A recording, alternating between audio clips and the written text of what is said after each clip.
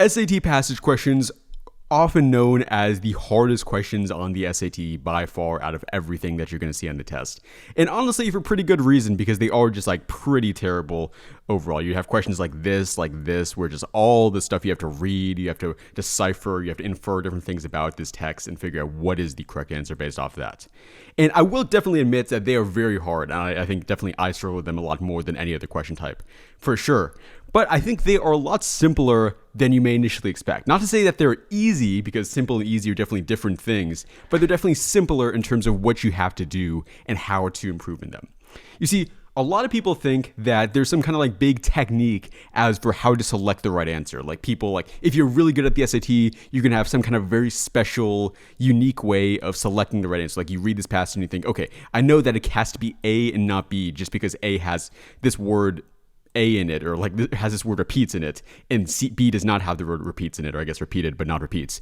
And so therefore A must be the right answer because of this like complex algorithm that I use to define that A must be the right answer. But in actuality, that's not really what is going on for the most part. What really happens in passage questions is the vast majority, if you think about this pie chart as everything you need to do well on an SAT passage question, almost all of it, so let's say all the purple stuff here, just comes down to reading the passage well, your understanding of the passage. Genuinely, if you're a student who reads this passage and actually understands what's going on, like very in depth, you're going to probably have a low-key, simple time selecting the right answer choice. But if you're a student who reads this passage and does not understand what's going on, it's always going to be very, very difficult. It's going to be like you're playing the game literally on harder mode. There was one time, and I think I've said this a few calls before, where basically I was doing a call like this and I was trying to go through a very, very complex passage question that somebody gave me. And it was a really hard question, probably one of the hardest passage questions I've ever seen in my entire life, honestly. And I read through the passage and I really did not understand what it was saying. But I thought, okay, it's fine. Well, don't worry about it. I'll just go ahead and hopefully the choices will help me figure out what this passage is actually saying. So I went to the choices, and as you'd expect, the choices literally did not help me at all. I still completely did not understand it after reading the choices. And so I just kind of had to admit, like, okay, I don't really know how to do this question. So you can see, even if you are good with everything else, if you do not understand how the passage or like what the passage is saying, it's always going to be a very hard process. If you go back to this pie chart, this here is probably all I would attribute to the actual selection of the right answer. A much smaller segment of the overall chunk. Okay, so if you've been watching my videos before, you know that I basically suggest this 3-step process for going through SAT passage questions. And that's going to stay the same in this call, but I'll go into depth as for what each of these steps mean in a second. First thing is, of course, you have to read the passage. Pretty obvious, but I am going to say a little bit more in depth how to do this in a second. Second, making a prediction as for what you think the correct answer is going to be. This is going to be a lot more important than you may initially expect, so definitely make sure to always do this step 2. And then finally, step 3 is just go ahead and process of elimination, aka select the right answer based off of these first 2 steps. Sounds pretty simple. There's actually a lot more to it in each of these individual steps, and I'm just putting on here, so going to go through all that in 1 second. Okay, so when you approach an SAT passage question for the first time, the first thing you have to do is read through the passage and try to read it very well. This alone is where most people kind of, get lost, where most people struggle. Because what you are trying to do as you read through this passage is basically make it so every single time you read a sentence, you summarize the sentence before moving on to the next sentence. I know this is a good strategy because I genuinely have used this myself. All the times I've gone above 1,500 on the SAT, I've used this exact strategy, or I guess like 750 plus for reading and writing specifically. So I know this stuff works. It works for me, and it also just makes sense based off of how the passage works. Because if you think about it, this is kind of like what is called the Feynman technique. There's this big guy, well, not big in terms of size, but like big in terms of prowess, I guess, this big physicist, Richard Feynman, who came up with this idea that if you can explain something to another person, that typically shows that you really understand what you were saying. If I can understand something well enough that I could teach it to somebody else, I probably really understand that concept. But if you can't teach it to somebody else, then you probably don't understand it well enough. Like if I understand something like quantum physics, but I only understand it in like a very basic way, I may be able to make sense of it in my own mind, but I'm probably not going to be able to explain it to one of you if you ask me about it. And that shows that I don't really know it. So this is what you're trying to do with a passage. You're trying to basically make it so every single sentence, you literally can explain it as if somebody else asked you to do so. So I'm reading this here. Many municipalities have replaced their sodium vapor streetlights with light emitting fixtures, expecting to save money and reduce light pollution.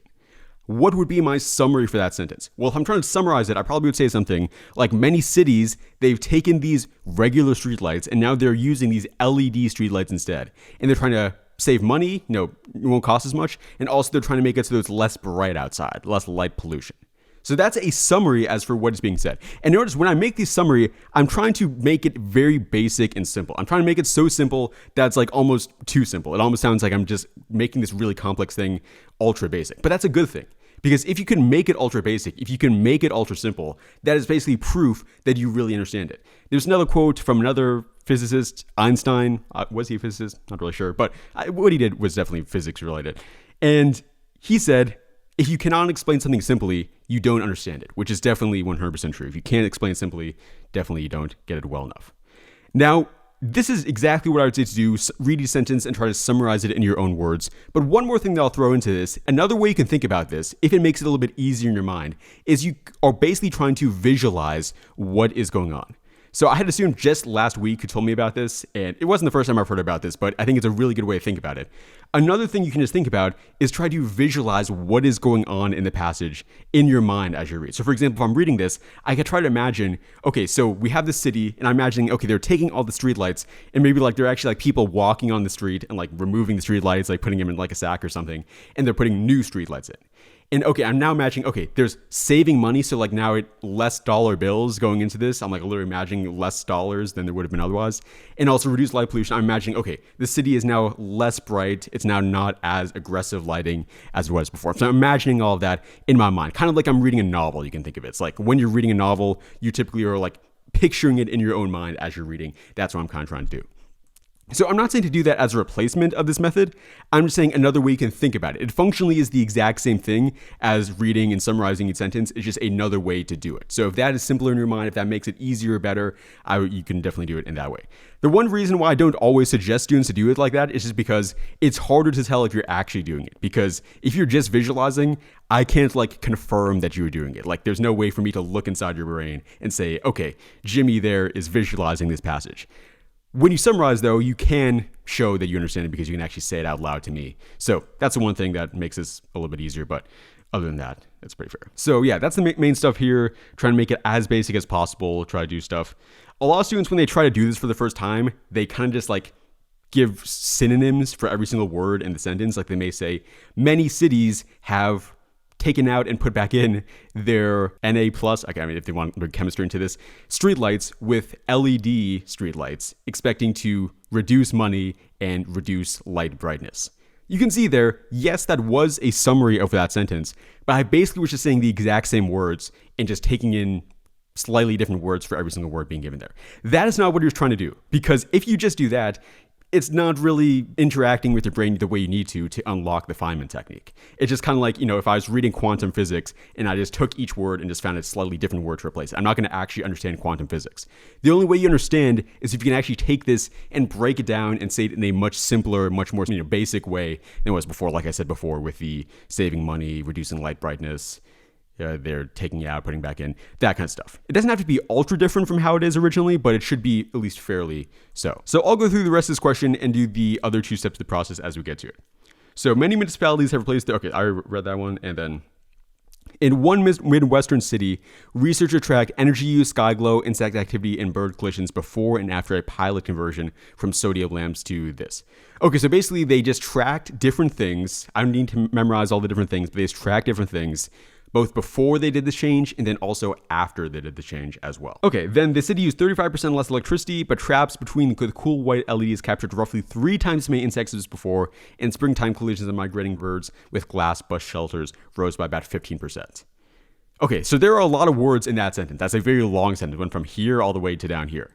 When you have ultra long sentences like that, it can be useful to not just summarize the entire sentence, but actually summarize just pieces of the sentence to make it even simpler than it was before. So if we just try to do that, we can say the city used 35% electricity. Okay, so the city reduced the electricity use a lot, but traps between the cool white LEDs captured roughly 3 times as many insects as before. Okay, so there were many more insects that were being caught essentially by the lights than there were before. The lights are really, in some ways, I guess there's like insects that are like running into the light, like you might see in like a computer screen, I guess, if you have a fly in the room, like they're trying to touch the lights, they're really like attracted to it. And then also the collisions of migrating birds rose by about 15%. Okay, so the birds were also attracted to the light. They're like running into the light, not very smart birds. So less electricity, good thing, but then all these other bad things. It's really hurting the insects and stuff. Midway through the pilot, the city switched the same quarters to warmer LEDs and added full cutoff shields while keeping a dimming schedule. Okay, let me just summarize that part because, again, really complicated here. So midway through their experiment, they switched the thing to warmer LEDs, so a different kind of light. They took the light that was in there, I'm imagining it again in my mind, they're taking the light and now they're replacing a different kind of light in there instead. And then they added full cutoff shields while keeping the dimming schedule. Okay, so shields, I assume that probably is saying something along the lines of like they are providing protection from the stuff, like providing a barrier, I guess, that maybe stops the insects from getting into it and the birds. The increased sky glow and wildlife impacts then dropped close to pre-conversion levels while energy savings persisted. Okay, so now it's saying here that the wildlife, all the bad stuff that's happening to the birds and the insects, and the pollution dropped again, no bad stuff, but they also got to save their energy, got to save their electricity. Okay, based on the findings, the research team suggests that future lighting upgrades in the city should blank. This brings me down to step number 2 of the process, which is makes a prediction for the answer choice. This is something that a lot of students don't do, and the reason why you should do it is because basically it's going to, 1, check to make sure you actually understand the passage, and 2nd, essentially like prime your brain to be able to actually have a better chance of telling whether the right answer is right. I had a whole example that I explained in another call, but it's kind of like if I told you the word anger, if I just said anger, and then I showed you like a picture of a neutral face, like a neutral human face, you probably would perceive that face as just maybe a little bit more angry than it would be otherwise, just because I said the word anger right before you did. It's like psychological, like a psychological thing, just influencing your ability to realize that that face is like maybe angry. And so that's what you're trying to do with here. Before you even look at the choices, you should try to predict what you think the correct answer is. So that way when you see that answer in here or a similar one, it will kind of like jump out at you. You'll be like, oh my gosh, that is that answer that I was just thinking about literally right now that I had in my mind before this. I probably should choose that answer. It probably is right. So for your prediction in this step, you don't have to make it all confusing or complicated. All you have to do is just say in a general sense what you think the correct answer is going to be.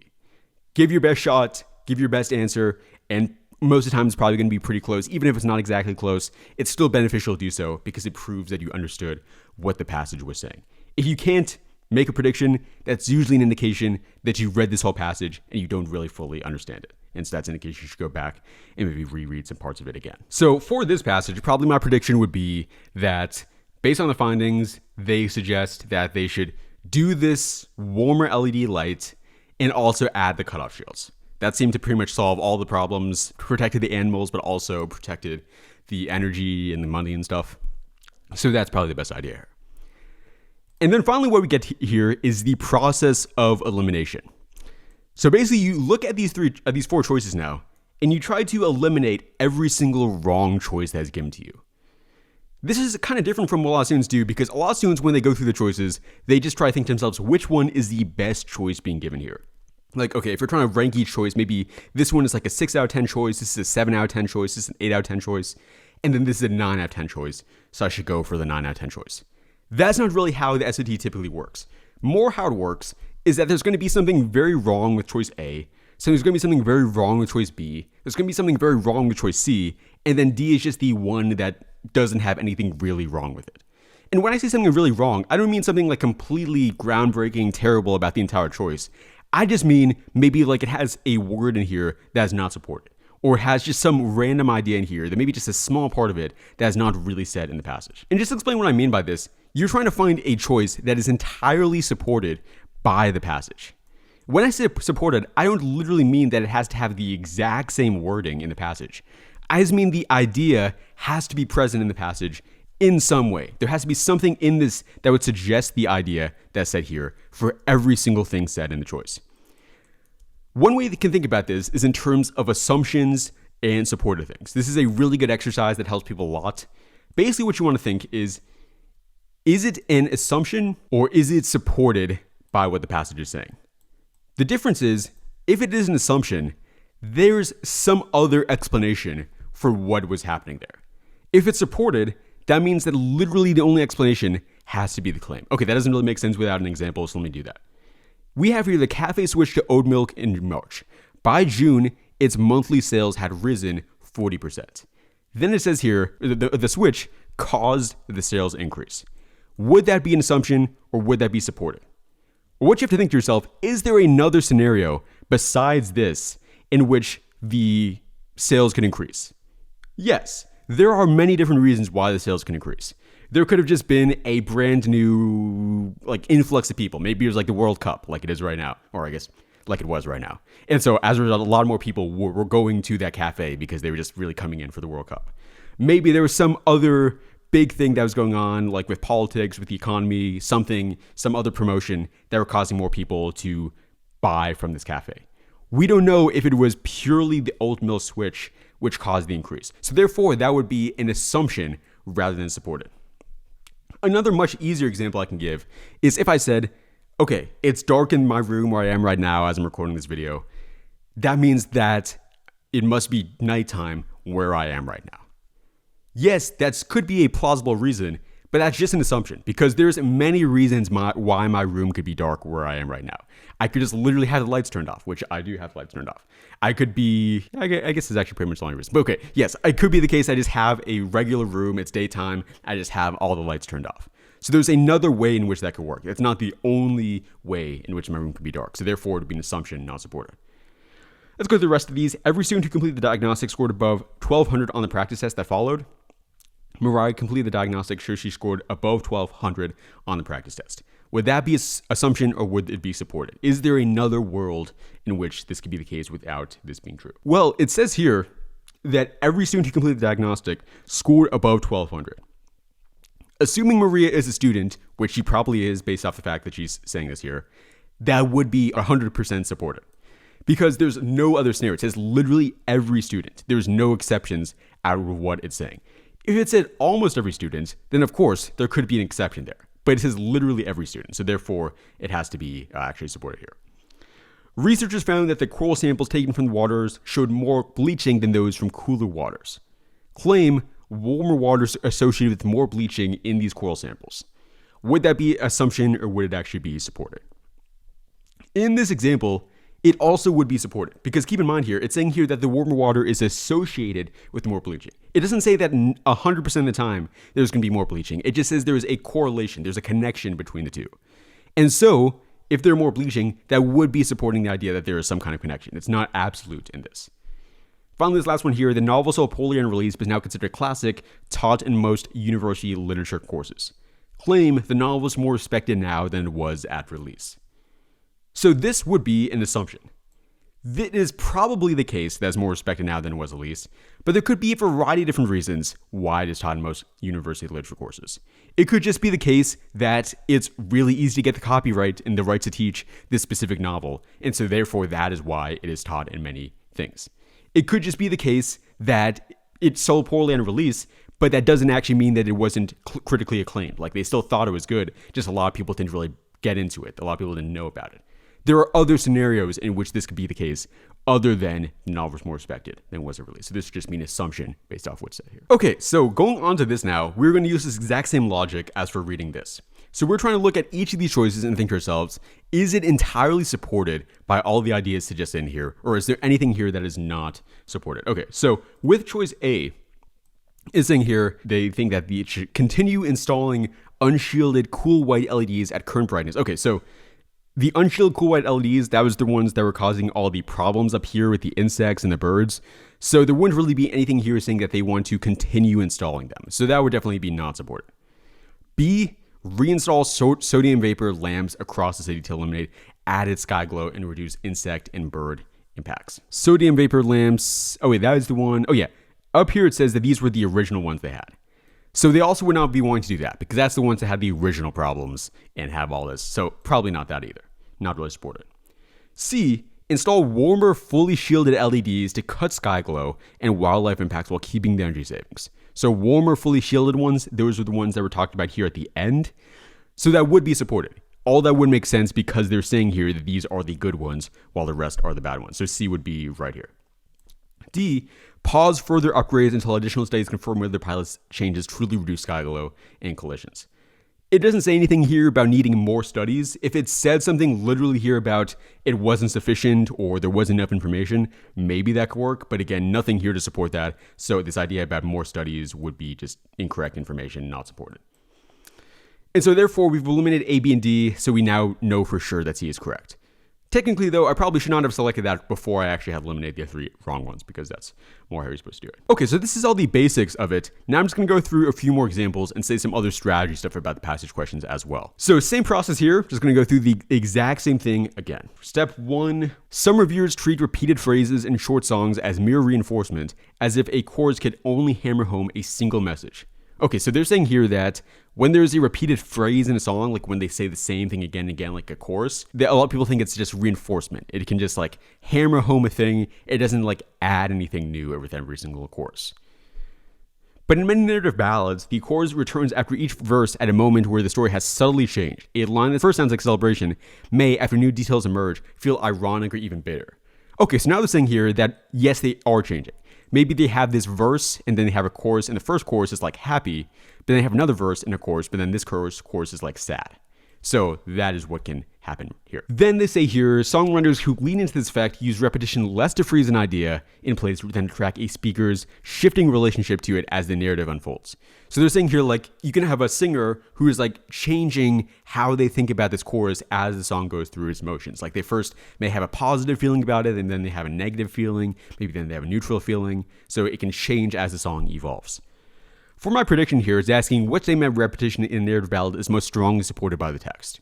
Now, this one, it's harder to make a prediction because it's literally asking for stuff that you can only see after you look at the choices, but you can still make a prediction because our prediction is just a guess as for what the correct answer is going to be. So I can still guess what I think it's probably going to be the answer. I'm probably assume it's going to say something along the lines of choruses can change their meaning as you go through a song. It can have different meanings as you go through each individual verse.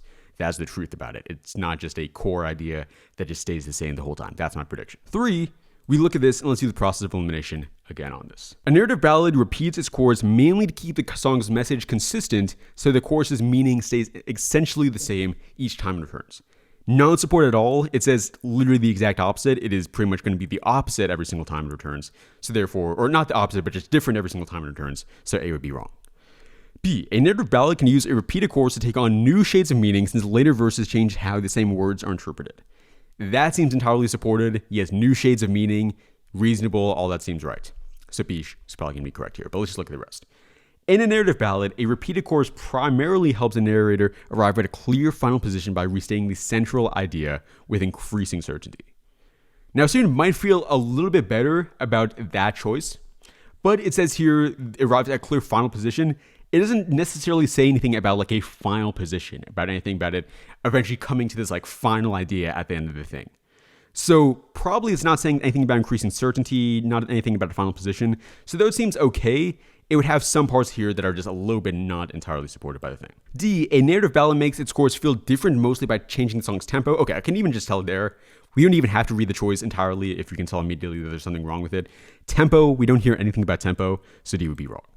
Therefore, B is going to be the correct answer for this one here. So I'm going to go over a specific thing with each of these 3 following examples. First one here, what to do when you have multiple choices that both look like they can be the correct answer. So this happens a lot. I've had a lot of students telling me that this is something that they keep noticing again and again. They always say, I'm so close to choosing the right answer, but I just get down to 2 choices and they both always feel exactly right. I don't know which one to pick. The way to think about this is kind of like, I'm not sure if you've seen any like cartoon, I guess it could happen in a sitcom as well, but some kind of cartoon where you have like a bad guy, you know, it's like a very niche example, but I think you probably know what I'm talking about. You have like a bad guy and somehow there's a bad guy and a good guy who both look exactly the same. Like maybe they had some kind of spell being put on them to make them both look exactly alike. I'm trying to think of a good example of this. Oh yeah, maybe like that SpongeBob episode where they have the Robo Mr. Krabs and then the regular Mr. Krabs, and SpongeBob is trying to figure out like which one is the right one, and like he has to like destroy one and like keep with the other one. So this happens. What does the character typically do when this happens? When they have both a good guy and a bad guy, and they're trying to figure out which one is the good guy, which one's the bad guy, so I guess they know which one to like destroy. Well, they always just try to see what is some kind of small difference between the two things. And it might be something very small because they're going to look exactly the same. But maybe like this guy, like SpongeBob episode, they talk about the like Krabby Patty formula. The real Mr. Krabs knows the Krabby Patty formula, whereas the fake Mr. Krabs, he probably would have no idea. Though I think there was some like confusion with that as well. So that could be a small difference. Maybe it's something like one person has this specific quirk that the other person does not have. So they are the real person. Maybe it's like one person is, I don't know, they know some kind of like secret, well, I guess that's back with the secret formula thing, but they know some piece of information that only that person would know. And so with that, they can typically find out, okay, this person does not know the secret information. That's not the right person. Whereas this person does know the secret information. This would be the correct person. And so that's basically what you're trying to do with these choices. When there are multiple ones that all look correct, you just try to think to yourself, okay, it's going to be something very, very small, but there must be some small factor that I'm missing between two of the choices that makes the incorrect one incorrect and the correct one correct. And it's going to be something very small. It's going to be something so small that most students would just miss it if they see it the first time. But that's why passage questions are hard. That's why they are difficult. That's why it takes skill to do them, because you're trying to find these very small differences. Okay, let me go through this question real quick. Same process as usual. Read it. A regional newspaper printed in 1842 describes Cedar Landing on the Ohio River as a place where farmers could leave produce to be taken downriver. So there's this place, this settlement basically, where people leave their items and then they're taken down the river. Okay. Other evidence, however, strongly supports a founding date of 1851 for the town of Cedar Landing, including a state charter and surveys indicating the town lots were first laid out in that year. So these people are saying that 1842 was not when this thing was made. It was 1851. And they know this because they only had actual town lots. So wait, yeah, where's town lots? Yeah. So like basically they only actually had a town in 1851 and later. Okay. If both the 1842 newspaper account and the 1851 founding date are correct, that would imply that, okay, so they're saying here that it's correct about the 1842 thing. They did exist in 1842. But it's also correct in 1851, that was the first time they actually had like an actual like town settlement there. So what would that imply? For my prediction here, I would probably guess something along the lines of like in 1842, it was just like a produce trading place. This was just a random like place on the docks. They could just leave their produce and it was taken down river. It wasn't really a town. There's not really anybody living there. There wasn't any kids, any like, you know, people besides farmers. It was just the farmers and they just went there like maybe once like a month or something. Meanwhile, in 1851, they probably had like an actual town. They actually had like a grocery store. They probably had an actual restaurant, like restaurants, businesses. They had actual people living there, suburbs, that kind of stuff. So that's what would happen in 1851. And so that's why there's this discrepancy. That's my prediction. Now, I know that was a pretty long prediction, but it doesn't have to be that long. That's just to really make sure you understand what I'm saying. Okay, now step 3, process of elimination. We're going to look and see where are the incorrect parts. The name Cedar Landing referred in 1842 to an unincorporated settlement rather than a formerly chartered town. That seems reasonable. 1842, unincorporated settlement rather than a formerly chartered town. Had something in 1842 that was not a full town. That sounds right. B, the location served as an informal river landing before it became an officially chartered town in 1851. That also sounds pretty good. That's also completely supported. I don't see anything necessarily wrong with that. C, the state charter issued in 1851 merely confirmed boundaries that had already been formally established for Cedar Landing. That also sounds low-key pretty good. Okay, so we have a lot of choices that all sound pretty good for this one. The 1842 newspaper likely used the name Cedar Landing for a different landing site along the Ohio River. That is the one that I would actually go as far as say is not supported, because they don't say anything here about them being in different locations. That would be much more of an assumption, not really anything here that would really lay out that fact. So D would be wrong. But okay, we have A, B, and C. So now we have to look at these small intricacies. So we can literally go word by word. What is one small factor that would make each one incorrect besides the correct one? I'll go through each one. The name Cedar Landing, okay, that sounds right so far, referred in 1842 to an unincorporated settlement. So the key thing I'm seeing there is this word settlement. Settlement implies the idea that there is like already a full town being located there. It implies there's already being a grocery store, businesses, restaurants, all that stuff. It just says here unincorporated. So that would be the idea that they had like a town, they just didn't call it a town. Like, I'm trying to think of a good example of that throughout history. Let's say that there's like 10,000 people living in like a 100-mile radius, or like, let's say like 50-mile radius. You probably would say that there's like a settlement there. There are people living there. But maybe they have not actually decided to call it a town. Maybe they've not actually decided to say that this is New York City, or this is Los Angeles, this is San Francisco. They just have a bunch of people living in a random place. That would be an unincorporated settlement. It is basically a town, it just doesn't have the name of a town. So that's not really what's going on here. I had my prediction being like they probably just had farmers there, nothing else. So therefore, this settlement idea, even though it's literally just one word, would make this one incorrect and I'd have to get rid of A. So you can see small differences, very small differences there. B, the location served as an informal river landing. Okay, informal river landing, that sounds right, as I said here, informal, before it became an officially chartered town in 1851. Okay, that's basically my exact prediction. Sounds exactly right. Probably going to be the right answer, but let's just check on C. What would be wrong with C?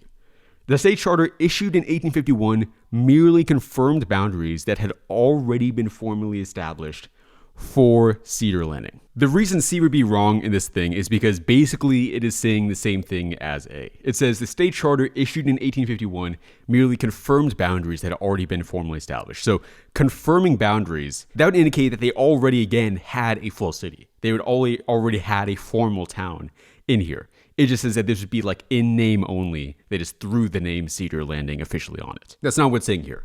It's rather saying it was basically the case that farmers were just using this as like a trading station and there's not really any other town being built here until much later. So that is why it cannot be C for that one. Kind of the same reason as B, but again, it's like a very small factor. So therefore, we have to go for B then as the final correct answer for that one.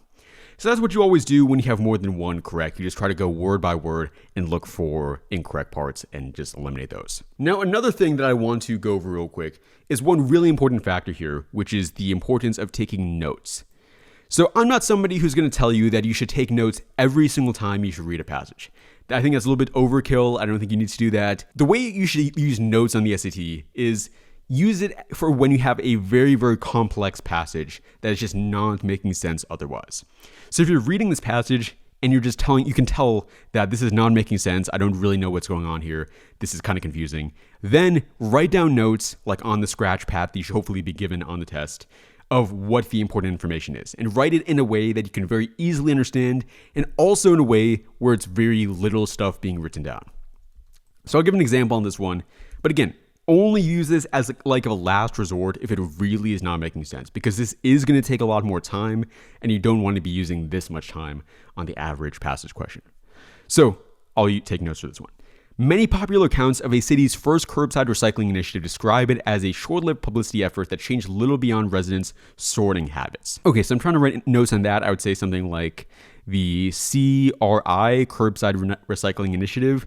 It was just, I would just say basically like NG, not good. Like, yeah, that's really all that I'm trying to say here. The initiative was not good. Environmental historian Lena Perez, drawing on municipal procurement files, sanitation department logs, and neighborhood surveys, okay, so a bunch of stuff, argues that although participation rates soon leveled off, the program's tracking forms and reporting routines became models for how later waste management contracts were monitored.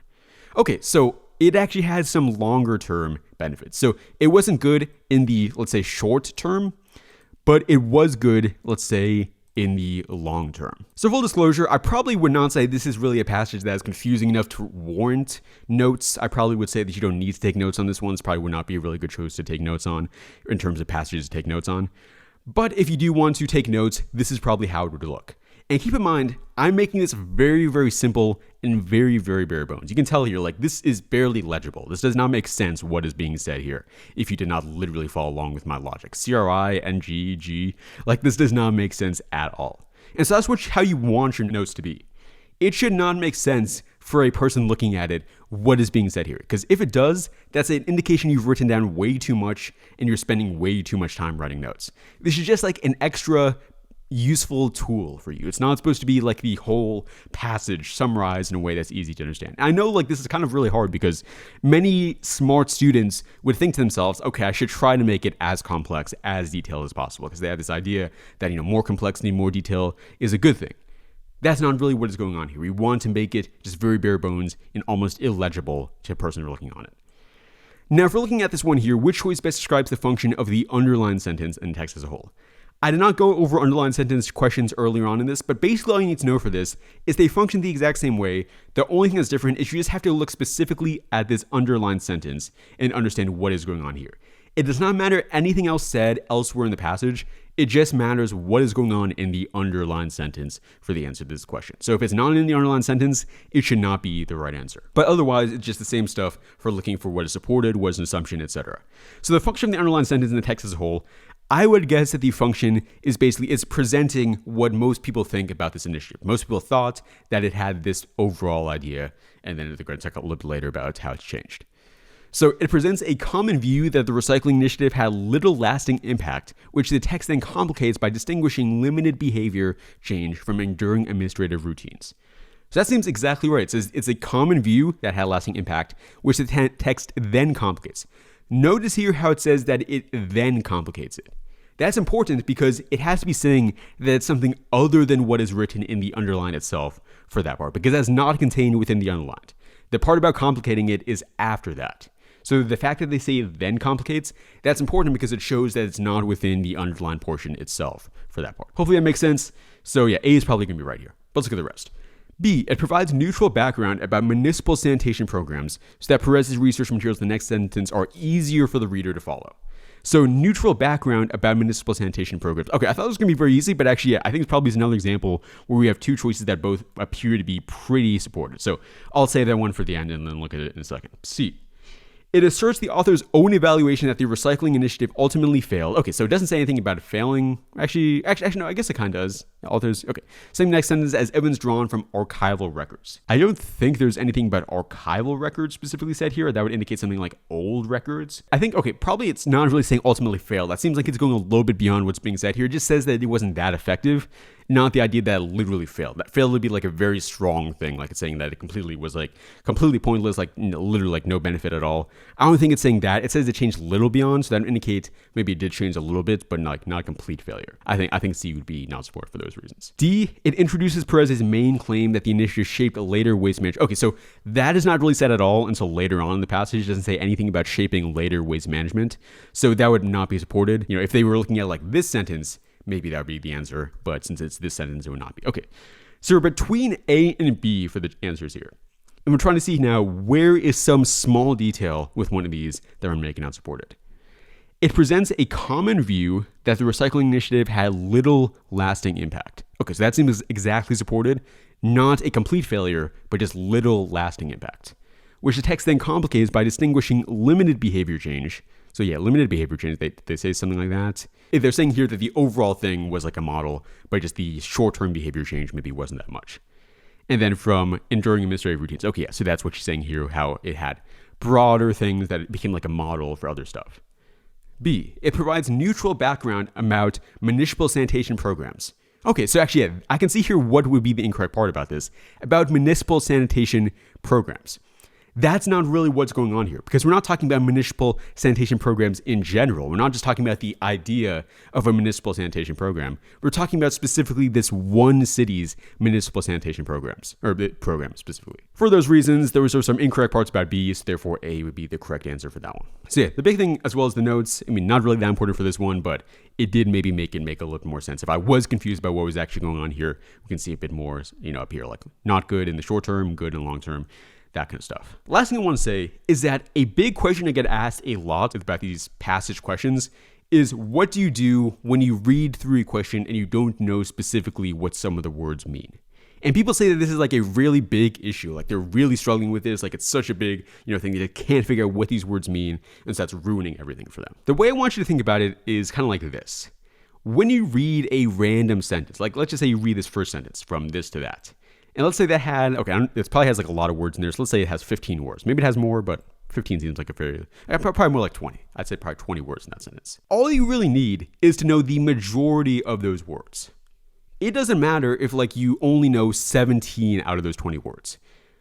You will have more than enough information from the 17 out of 20 to understand the full thing. It's not like those 3 words are going to completely ruin everything. I mean, it's kind of just like anything in life. If you're in a group of 20 people, maybe you have 3 people who are really annoying, really, really bad to work with. But if 17 of them are all good, hardworking, honest people, it's probably going to be overall a fairly good time. It's not going to be that bad. Maybe those 3 people would be really annoying. Maybe they'll try to monopolize the attention, but it's probably not going to be that bad. Likewise, say you're reading some long science article. It's okay if you don't know what a couple of the words mean, as long as you understand the overall idea being suggested by the article. Like, we're not experts. You probably are not going to know what every single word means. That's kind of like a utopian idea that you understand what every single word in the passage means. What's more going to be the case is you understand most of the words, and then when you don't know specific words, the other words in the sentence should be enough to indicate what those mean. So it's all about the context. You probably have heard your English teacher say before, it's all about context. Like if you're reading a complex piece of literature, you can use the other words to figure out what the specific words mean. That's exactly what I'm saying here as well.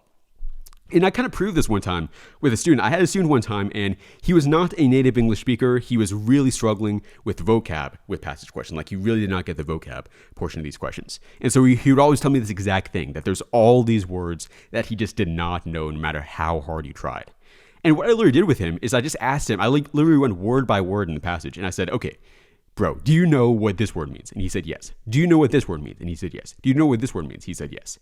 And I just did that for the entire thing. And there were like maybe a couple of words where he's like, oh, I have no idea what that means. Like, that makes no sense to me at all. Like, I'm completely confused. But almost every single one he did. And he knew more than enough to understand what the entire thing was saying. Like, there were a few words he was completely confused on, but he knew plenty with just the other words to understand the sentence. And so I asked him about every single word, and I did not define any of the words he didn't know. And he knew more than enough to answer the question. He got it right. So it was like, I proved to him basically, firsthand that he knew enough to understand the thing. And then afterwards, he was like amazed. He was like, oh my gosh, I guess I actually do know a lot more than I originally thought. And I was like, yeah, you do. So step 1. Ecologist Meera Patel argues that urban light pollution changes how nocturnal insects move through a city. Okay, so already in just that sentence, you probably have a few things you maybe do not know. Urban light pollution, you might not know what that means. How nocturnal insects, maybe you don't know what nocturnal means, move through a city. We can just use the words around it to make good guesses as for what this means, though. So she's probably arguing that light pollution, what is, pollution, it means like it's getting everywhere. Like if you have garbage pollution, it's like garbage is all throughout the city. If you have like, what other pollution can you have? Like, smoke pollution, smoke pollution, as we just experienced in the US, in the upper US, or I guess throughout the entirety of the US on the East Coast, pollution when stuff gets everywhere and it's not supposed to be there. So light pollution, it's probably the idea that there's way too much light in the city. I'm thinking like Times Square. If you go to Times Square in New York City, it basically feels like it's daytime, even if it's literally nighttime, because it's so much brightness, so much pollution of light. So that's probably what light pollution means. How nocturnal insects. Nocturnal, I'm just going to say, like, it literally doesn't even matter if you don't know what nocturnal means. It just matters you know what an insect is. As long as you know what an insect is, you're fine. So like, yeah, it really doesn't matter here. Okay. So I knew like every word here, maybe except light pollution and then nocturnal, more than enough to solve it. I guess if you didn't know what urban means, again, it doesn't really matter too much. Like, as long as you know the rest, it's pretty much fine. She warned that many discussions treat brightness as a single uncomplicated factor. So a little bit of confusing stuff here, but the overall idea that I think I'm getting here is that brightness, so basically like how aggressive the lights are, is just like one thing. A lot of people say it's just like one small factor and it's not a broad scale thing, I guess. Kind of confused about what that means myself, honestly, but I think we'll make some more sense as we go through the rest. To separate brightness from other features of artificial light, so brightness from other features, okay, so there are different things that artificial light can do, and brightness is just one of them. So maybe artificial light is saying it can add nice ambience, it can add nice like atmosphere to a place. So brightness is not its only factor. Maybe stuff like that. Patel's team compared two nearly identical parks that use the same type of LED lamp. So two different parks, but they had the same lamp within them. When the lamps in one park were fitted with shields redirect the light downward, the number of moths drawn into traps, they were dropped by almost half. Okay, so they had shields, so they had like masks on it, that made the light go downward. And then the moths were not drawn into them as much. If you don't know what a moth is, you just need to know it's some kind of animal. Even though the measured light level at ground height stayed about the same. Okay, so basically it's saying here that the direction of the light mattered more than just the brightness itself. So the moths, they were not really, too interested in the light when it was going downwards just because it was going down. Patel notes that this pattern points to the importance of where light is sent, not just how much is produced, and she suggests that cities could reduce ecological disruption without fully dimming streets. Okay, so yeah, basically doesn't matter as much the exact brightness, just matters where the light is going, and that's the main thing here. So even if you didn't know some of these words, you can tell here, you probably know more than enough to actually understand what is going on for the most part. For my prediction, the function of the underlined sentence, the sentence is talking here about the experiment. So I guess basically the function of the underlined sentence is it provides information about how the experiment, or like what the experiment showed. So what actually happened in it. So the moths, this is what they found by doing the experiment. Okay, so A, It provides background information about the park so that the reader can understand why the city's conditions were difficult to control. So yeah, not really any background information about the parks. That's not really supported at all. Nothing about, what the parks are typically like or anything like that. So that would not be right. B, it introduces an unexpected exception to the idea that reducing light pollution can lessen insects' attraction to urban environments. So yeah, that kind of makes sense. Unexpected exception to the idea that reducing light pollution can lessen, attraction. So exception, this thing, it was not just the brightness itself that was doing it. So I'll keep B in for sure. C, it shifts the focus from Patel's caution about oversimplifying brightness to a broader criticism of how cities choose lighting technologies. Okay, so yeah, not really anything about a broader criticism in here. That's not really what the idea is. It's not like, they went from talking about lights to being a huge cultural criticism of how the whole city functions and all that stuff. So not C. D, it presents a specific experimental result that supports and refines the text claim about what aspects of artificial light affect insect behavior. Okay, so that also seems to be pretty good. D and B both seem to be very fair ones. So let's look here. What are some incorrect parts about one of them? It introduces an unexpected exception to the idea that reducing light pollution can lessen insect attraction to urban environments. So reducing light pollution. I understood light pollution as meaning all the factors of light. When it says here it directs light downward, that would be a reduction in light pollution. But honestly, yeah, maybe light pollution. I guess it might be kind of saying that light pollution is just the brightness itself. Okay, so maybe that could work. It says can lessen insects' attraction to urban environments. Urban environment, that would mean the city environment as a whole. That would be indicating that the insects are just less drawn to cities in general. We didn't really see anything about that. It's not the moths all decide to move to Florida or something just because they had less light pollution or something like that, or that they had more light pollution. And then exception as well. I guess it's also not really an exception because no matter how you slice it, I guess it kind of is saying, if it is light pollution that they're reducing, then that would not really be an exception because less moths, less light pollution equals less moths getting damaged. If it is not light pollution, then it wouldn't even matter because then they wouldn't be injured. So I can see some cracks in this no matter what way you slice it. So I think B would definitely not be correct for a few different small reasons there. So then, therefore, we have to go for D. It presents a specific experimental result that supports and refines the text claim about what aspects of artificial light affect insect behavior. So specific experimental result, that's definitely what it shows, and all this other stuff here as well. So that would be the last thing there. One more thing on this idea, I had this example that I showed in one of the other videos on the channel before. So one smaller additional example with this is if you have a poem question. So, some questions on the SAT can be poems as well. And so this requires a similar kind of thing. You may see a poem on the SAT, and it may seem like it's really confusing, it makes no sense, you have no idea what's going on here. And that may be the case, because poems are often written a really long time ago, nobody really writes poems these days, so it probably doesn't make too much sense what the poem is saying. But when you see a poem on the SAT, what you just have to do is just look at each line and think to yourself, what makes the most sense for what it says? And just take a guess, and chances are your guess is probably going to be actually correct. And so a similar thing with this, if you know the majority of the words that are being said here, it's probably more than enough to figure out whatever random words you still do not know. Okay, so we're looking at this one now, this random poem. It's a poem about an orchard in late autumn.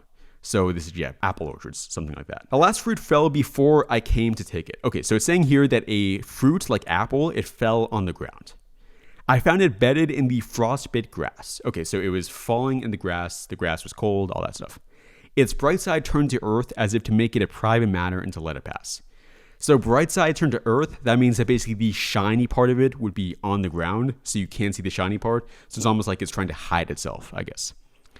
I had supposed the tree kept some account of hands that pruned, of summers I had spent bent on its root, and that the whole amount would not come to me as wages, not accident.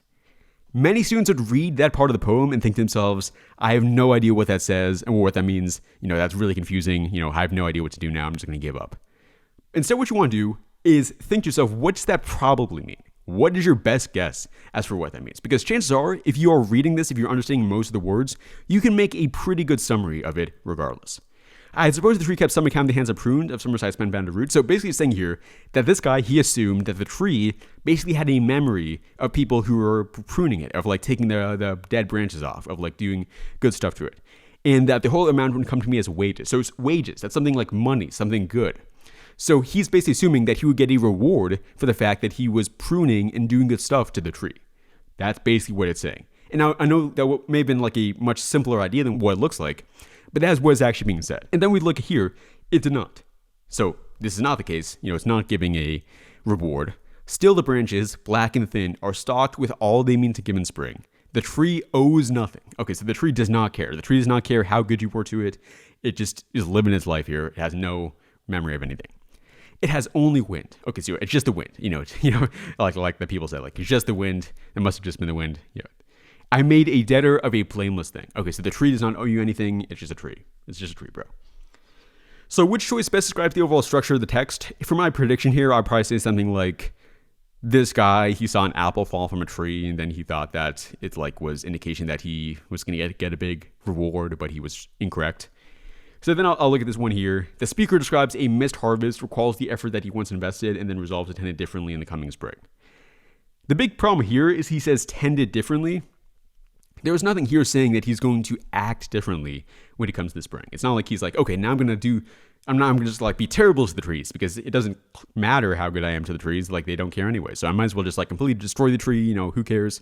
He doesn't say anything like that. So it would not be correct to say that he's planning to tend it differently. So A would be wrong.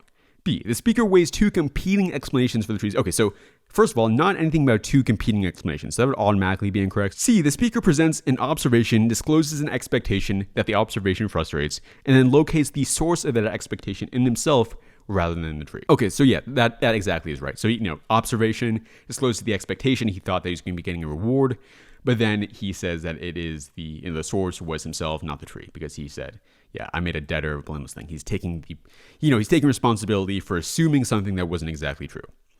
So C is probably right. Then D, the speaker recounts a routine harvest, notes an unusual detail, and then explains why that detail is typical. Okay, so yeah, nothing about being typical of the season, nothing about that, so D would be wrong.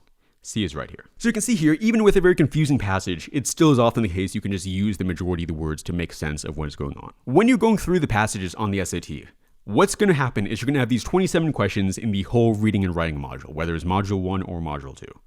And the passage questions are typically going to be something like questions 6 through 15. Like, these 10 questions are going to be passage questions. What I honestly suggest is go through the questions, and if you see any ones that are very clearly going to be a very long or very confusing question, just save it for the end. Just skip over it and go back to it at the end of the one. So if question 8, if you can tell that's going to be a very long one, just save it for the end of those these 10 questions. If question 10 is a very long one, again, save it for the end. And same thing with any other really long and confusing ones. And then, only after you finish everything else, go back to those really confusing ones and do those. This is just purely a strategic thing.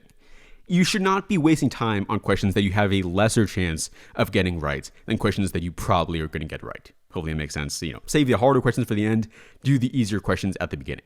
You might as well just do that, because it's not worth it to spend like 10 minutes on one really hard question that you're probably just going to get wrong anyways, because it's going to waste a ton of time from all the other questions. As for figuring out which questions are worth skipping, the big things I would say to look at are the length of them, and just the length of the passage, and also the length of the choices. So for example, if I see one like this, these are two, cross-text connections question. I did not go over it in this call in this video, but you really do not need to know too much about this. It's just the exact same process as the other ones. If you want to see a better explanation of this, you honestly just watch the transitions call, because you basically approach these the same way you approach transitions questions on the SAT. Just fun fact.